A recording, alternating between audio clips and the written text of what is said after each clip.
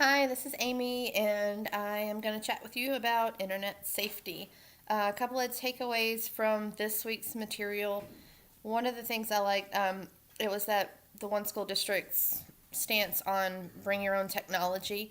Um, I think the author there made a good point in saying that he wanted to create a positive tone, and I think that's good, in teaching the children to be responsible versus telling them what not to do. Um, Educating kids in internet safety is just one of those things that we're going to have to take seriously, and it's going to probably, I see it evolving as the technology that the kids are able to access evolves too.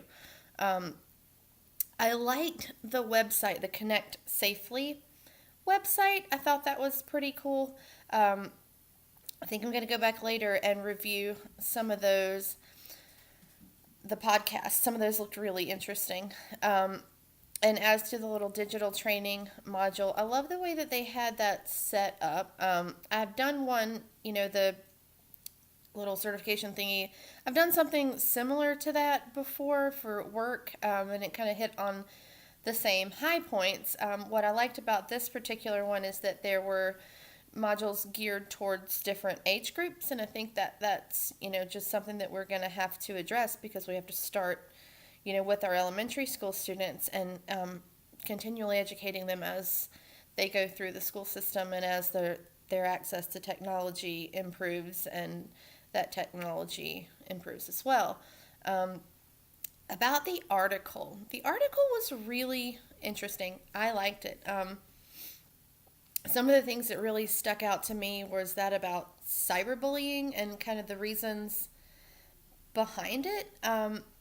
And from the education standpoint on that, one of the things that we have to be really mindful of is disclosing too much information. I know I've been around since MySpace, so in those early years of social media, it was nothing to put out pictures of your kid in their school shirt, or and now we really have to think twice about that. There are predators. And then, in regards to teaching our kids also about that privacy awareness, I've had to had conversations with my teenagers about the things you do now, leaving a footprint, and that may come back to haunt you. And and it does. I have a friend, and she has a therapist for her child, and she went on her therapist's social media, her Facebook page, and there was some questionable photos. What you do on your own time is, of course, yours, but when you work with children and you're broadcasting that all over social media, be it, drinking or whatever, it's worth knowing that this isn't just private, it's not just yours, and sometimes these networks are bigger than we think they are. Um, Another thing that really stuck out with me in this article was the difference in the ways that parents and children have reported having this internet safety talks.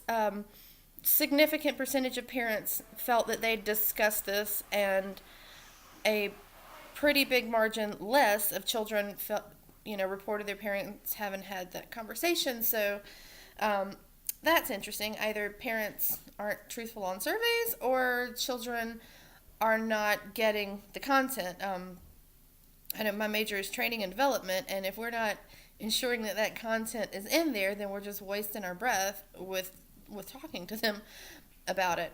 Um, and another concern that the article brought up for me is, what kind of modeling are we doing for our children or those that would be educating?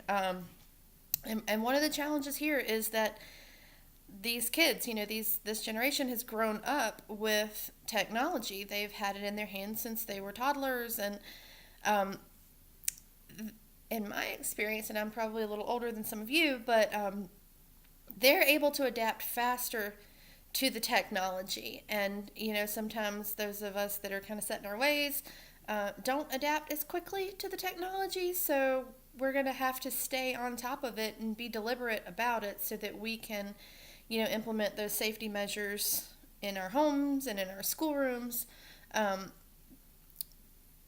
What else? I think that's about it. Have a great day.